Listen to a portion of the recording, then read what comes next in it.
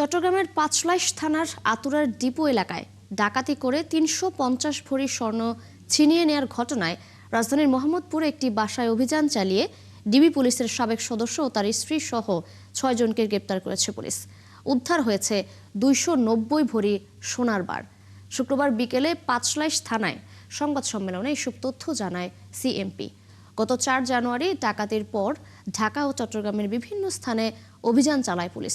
সংবাদ সম্মেলনে পুলিশ কর্মকর্তারা জানান, পুলিশ পরিচয় দিয়ে এই চক্রটি এর আগেও ডাকাতি করেছিল। এর নেতৃত্ব দিতেন সাবেক ডিবি পুলিশের এএসআই সুমন। ৬ মাসের পরিকল্পনা করে তারা এই স্বর্ণ ডাকাতি করে।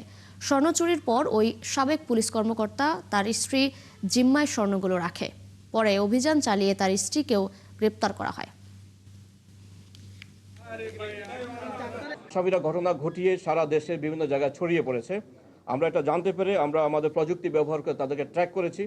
টোটাল ট্র্যাক করতে এবং তাদেরকে পিন পয়েন্ট করতে আমাদের 4 দিন সময় লেগেছে। লাস্টলি আমরা আমাদের একটা ড্রাস্টিক অপারেশনে যাই, গিয়ে আমরা তাদেরকে শহর চট্টগ্রাম শহর, ঢাকা শহর এবং বাংলাদেশের বিভিন্ন জায়গা থেকে তাদেরকে আমরা মোটামুটি 6 জনকে গ্রেপ্তার করতে সক্ষম হয়েছি।